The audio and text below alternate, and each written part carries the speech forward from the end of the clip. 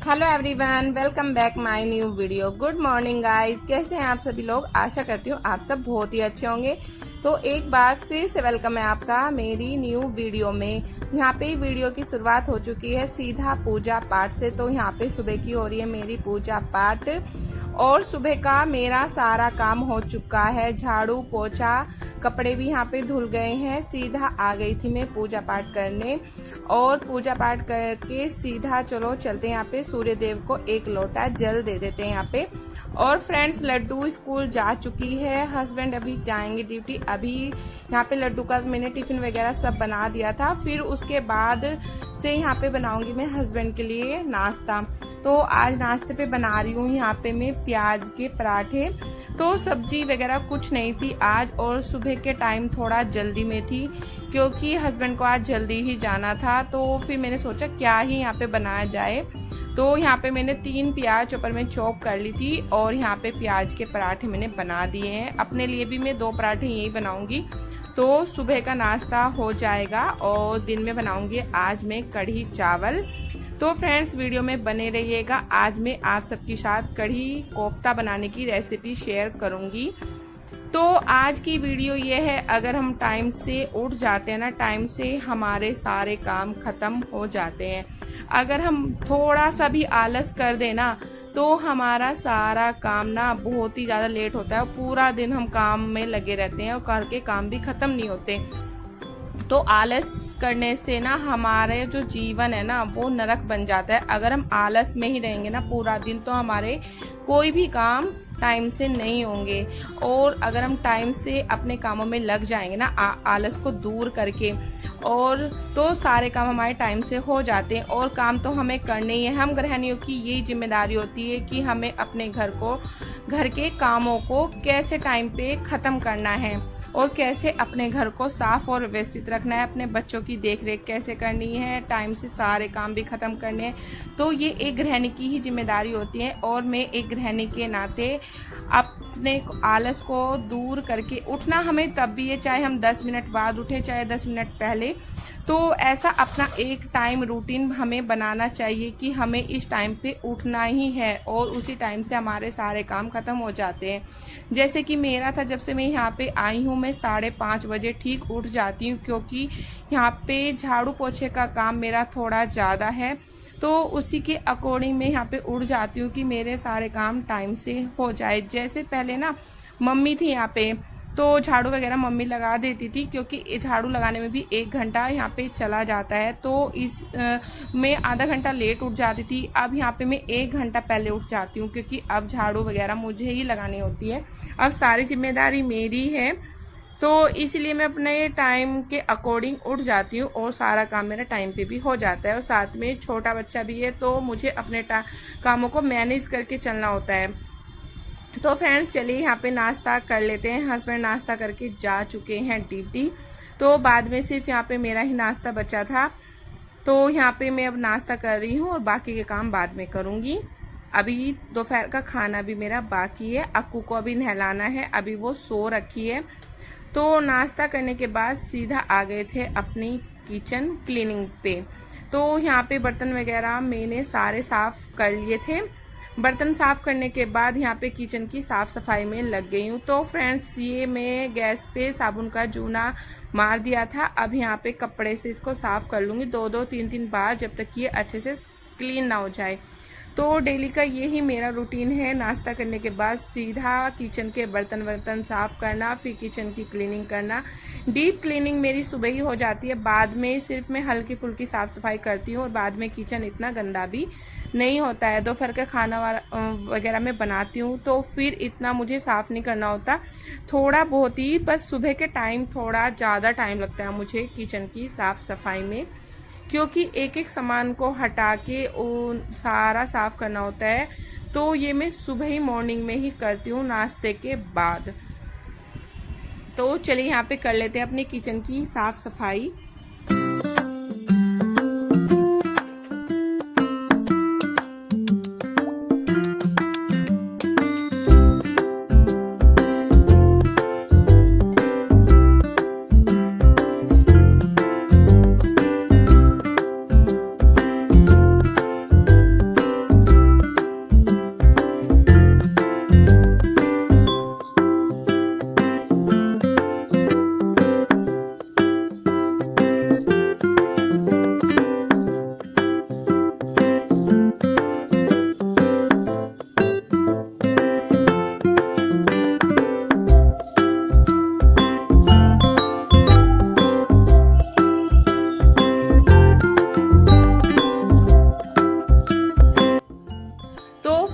इस तरीके से अगर हम साफ सफाई करते हैं तो हमारा घर ना साफ सुथरा और व्यवस्थित नज़र आता है और हमें ज़्यादा मेहनत करने की भी कोई ज़रूरत नहीं होती है और समय की बर्बादी भी नहीं होती है। अगर हम डेली अपने सामानों को साफ़ करते रहते हैं तो वो जल्दी जल्दी हो जाते हैं और टाइम भी हमारा वेस्ट नहीं होता और घर भी हमारा साफ़ सुथरा दिखता है। तो यहाँ पे चलिए किचन की क्लीनिंग मेरी हो चुकी है लगभग, बस ये सिंक हमारी बाकी थी। यहाँ पे ये सिंक ना पत्थर की बनी हुई है, स्टील की नहीं है, तो इसको ना साफ़ सफाई की बहुत ही ज़्यादा ज़रूरत होती है। तो डेली का मेरा यही है कि जितनी बार भी मैं बर्तन साफ़ करती हूँ ना उतनी बार ही अपनी यहाँ पे सिंक को मैं धुलती हूँ और अच्छे से क्लीन करती हूँ, तो ये साफ़ सुथरी नज़र आती है और इतनी गंदी भी नहीं दिखाई देती है। तो यहाँ पे किचन की साफ़ सफाई करने के बाद सीधा आ गई थी मैं अपने रूम पे। तो यहाँ पे बेडशीट वगैरह अभी मैंने नहीं झाड़ी थी क्योंकि ये मैं काम बाद में करती हूँ सबसे लास्ट में। अभी अक्कू सो रखी है तो इतने वो सो रखी है ना, इतने में अपने सारे काम यहाँ पे ख़त्म कर लूँगी। सिर्फ बस उसका नहलाने का काम मेरा बाकी है और यहाँ पे जो भी मेरे छोटे मोटे काम हैं अब वो मैं निपटा लूँगी। लगभग सारे काम मेरे हो चुके हैं, बस बेडशीट वगैरह झाड़ना, सोफ़ों के कवर वगैरह झाड़ना, यही मेरे बचे हुए हैं। तो फटाफट से इन कामों को भी मैं अपने ख़त्म कर लूँगी, बाद में ही अक्कू को जगाऊँगी। वैसे ये ना सुबह के 3 बजे उठ जाती है और 3 बजे उठने के बाद ना ये सुबह के 8 बजे सोती है और फिर सोती रहती है, फिर इसको मुझे उठाना पड़ता है। तो सुबह के 8 बजे के बाद ना मेरे सारे काम हो जाते, इतने वो सोती रहती है। तो सुबह के टाइम इसको चाहिए। वैसे इसको लेके बैठना नहीं होता, ये खुद से ना खेलती रहती है, बस इसका पेट भरा हुआ होना चाहिए। तो ये ज़्यादा परेशान भी नहीं करती है। वैसे तो थोड़े बहुत तो बच्चे करते हैं परेशान, फिर उनको बच्चे ही क्यों बोला जाएगा अगर वो परेशान नहीं करेंगे। तो फ्रेंड्स इसका यही है, अब ये रूटीन इसका बन गया है कि ये सुबह के 8 बजे सोती है और सीधा 12 बजे उठेगी। मुझको ना इसे उठाना पड़ता है वरना ये बिल्कुल भी नहीं उठेगी क्योंकि इसको नहलाना है, फिर टाइम भी ज़्यादा हो जाता है। तो मैं ये चाहती हूँ कि 11:30 बजे तक मैं सारे घर के काम ख़त्म करने के बाद सीधा इसके ही काम मेरा बचता है और बाद में इसको जगाती हूँ, तसल्ली के साथ इसको नहलाती हूँ, फिर बाद में खाना बनाऊँगी। दोपहर का भी मेरा खाना भी बचा हुआ है। तो फटाफट से यहाँ पे सोफ़ों की क्लीनिंग कर लेते हैं और अच्छे से कवर वगैरह झाड़ के एक कपड़ा लगा देती हूँ इन पे, क्योंकि डस्ट धूल वगैरह आई जाती है थोड़ी बहुत ना। तो चलिए फटाफट से ये काम भी ख़त्म कर लेती हूँ यहाँ पे अपना।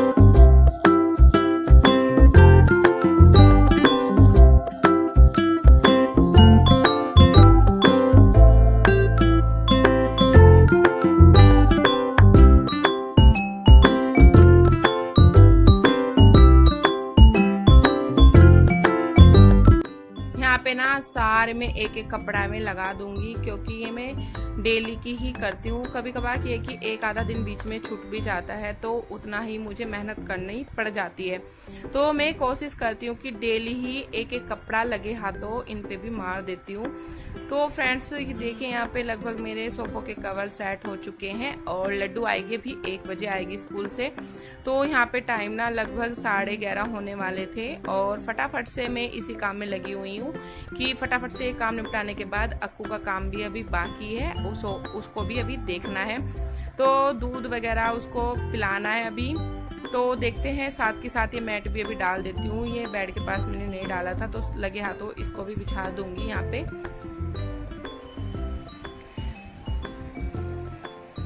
तो फाइनली यहाँ पे सारा काम मेरा हो गया है, सिर्फ अभी अक्कू को काम बाकी है। तो अक्कू को चलो यहाँ पे देख लेते हैं। अभी वो सो रखी है तो अब उसको मैं धीरे धीरे करके जगाऊंगी क्योंकि एकदम से बच्चे को नहीं जगाते हैं। तो पहले मैं उसको आवाज़ लगा रही हूँ। वैसे वो उठती नहीं, अब वो फ़िलहाल इस टाइम गहरी नींद में जा ही रहती है। तो ये है कि 2-3 घंटे उसको हो भी गए हैं, तो बच्चे को दूध भी 2-3 घंटे के बाद पिलाना ही पड़ता है उठा के। तो डॉक्टर ये बोलते हैं कि छोटे बच्चे को तब तक है कि अगर वो सो रखा है तो उसे उठा के दूध पिलाना चाहिए 3 घंटे के बाद। तो ये है, ज़्यादा टाइम हो गया था इसको, तो अब मैं इसको उठाने में यहाँ पे लगी हुई है।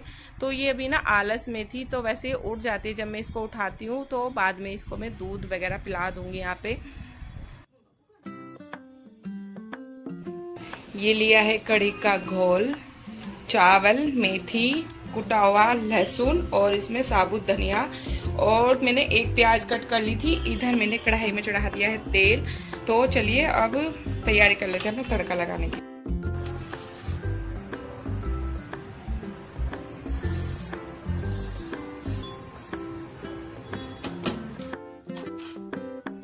तो फ्रेंड्स, तैयारी मैंने पहले ही करके रखी हुई थी। तो यहाँ पे मैंने ऑयल चढ़ा दिया था और ऑयल को अच्छे से गरम होने दिया। फिर इसमें ऐड कर दिया मैंने चावल और मेथी दाना।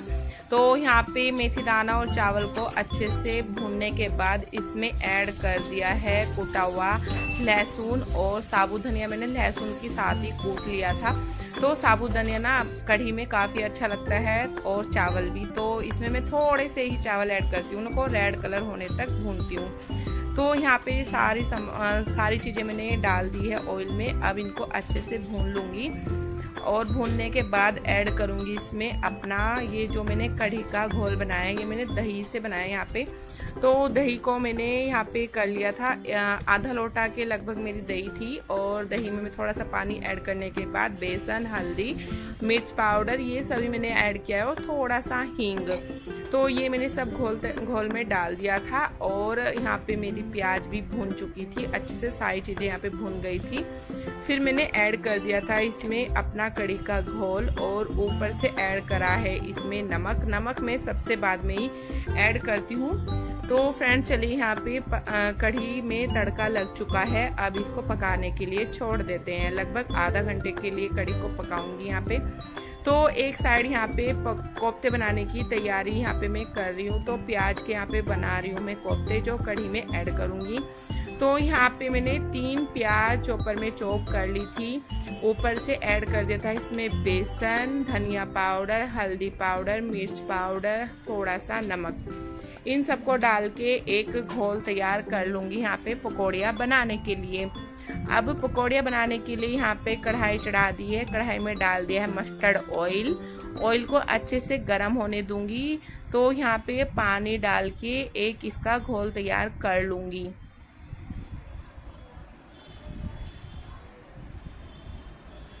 तो जब भी मैं कढ़ी बनाती हूँ तो मैं प्याज के ही पकोड़े इसमें डालती हूँ, जो खाने में ना काफ़ी टेस्टी बनते हैं और सॉफ्ट भी रहते हैं, हार्ड बिल्कुल भी नहीं बनते हैं। वरना आप सिंपल बेसन के भी बना सकते हो, लेकिन वो ना थोड़े हार्ड बन जाते हैं। उनको ना पानी में डिप करके रखना पड़ता है, तब जाके वो सॉफ्ट होते हैं। तो इनको पानी वगैरह में डालने की कोई ज़रूरत नहीं होती। तो ये ना काफ़ी सॉफ्ट बनते हैं। कढ़ी में मैं इनको ही ऐड करती हूँ। तो हमेशा मैं प्याज के ही यहाँ पे पकोड़े बनाती हूँ कढ़ी में ऐड करने के लिए। तो चलिए यहाँ पे अपने कोफ्ते बना लेते हैं। तो एक एक करके यहाँ पे मैंने सारी ही पकौड़ियाँ छोड़ दी है। अब इनको पलट लेंगे।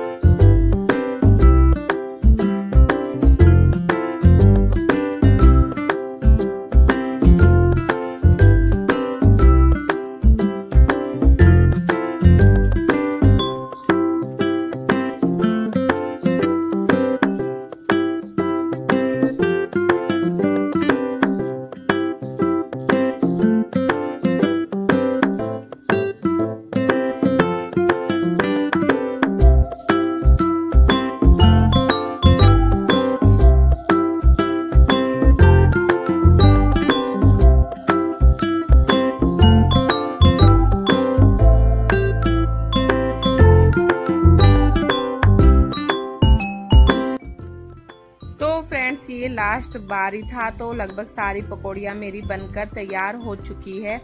तो चलिए एक बार से ना अपनी कढ़ी को यहाँ पे चेक कर लेते हैं। तो आज क्या हुआ था ना, ये कढ़ाई ना छोटी पड़ गई थी कढ़ी के लिए ना। तो जब भी मैं बनाती हूँ ना, वैसे मैं कुकर में बनाती हूँ, तो ये जो कढ़ाई है ना ये मेरी छोटी है। तो आज यहाँ पे मैंने कढ़ाई में ही तड़का लगाया था कढ़ी में, तो ये ना मुझे छोटी पड़ गई थी। तो थोड़ी बहुत कढ़ी ना थोड़ी बाहर निकल आई थी, जब इसमें उबाल आया था, बाद में ठीक हो गई थी। तो यहाँ पे जो मैंने पकौड़ियाँ बना दी थी उनको ऐड कर दिया है कढ़ी में। कढ़ी ना थोड़ी गाढ़ी हो गई थी, तो उसी के बाद मैंने पकौड़ियाँ ऐड की है। अब उसको पकने के लिए छोड़ दिया है कढ़ी को, और पकाऊंगी थोड़ी देर तक। जितना भी हम कढ़ी को पकाते हैं ना, उतनी ही कढ़ी काफ़ी टेस्टी बनती है। तो लगभग मेरा पौन घंटे तक मैं कढ़ी को पकाती हूँ, तो काफ़ी टेस्टी कढ़ी इस तरीके से बनती है। तो यहाँ पे चलिए चावल अपने रख दिए थे, 2-3 बार धुलने के बाद कुकर में चढ़ा दिए थे। तो चावल मैं कुकर में ही बनाऊंगी, जो कि जल्दी बन जाएंगे, क्योंकि ना थोड़ा लेट हो चुकी थी मैं चावल बनाने में, क्योंकि 1 बज चुका था और इधर हस्बैंड और लड्डू भी आ चुके थे। तो खाना खाने के बाद सीधा जाएंगे फिर से मैं ऑफिस, और लड्डू भी आ गई थी। तो बीच में ना यहाँ पे मैंने कपड़े भी धुल दिए थे अक्कू के, जो नहलाया था उसको, तो उसके कपड़े पड़े हुए थे अभी। तो अक्कू के कपड़े धुलने के बाद सीधा आ गई थी यहाँ पे खाना लगाने के लिए। टाइम हो गया था, लगभग 1:30 बज चुका था। फिर खाना खाने के बाद हस्बैंड जाएंगे सीधा ड्यूटी। तो चलिए फ्रेंड्स, खाना यहाँ पे लग चुका है, और इसी के साथ में अपनी वीडियो का एंड करूंगी। अगर वीडियो अच्छी लगी है तो वीडियो को लाइक करना बिल्कुल ना भूलें। किसी ने चैनल को अब तक सब्सक्राइब नहीं किया है तो सबसे पहले चैनल को सब्सक्राइब कर लीजिएगा। फिर मिलूंगी नेक्स्ट वीडियो में, तब तक के लिए बाय बाय, टेक केयर।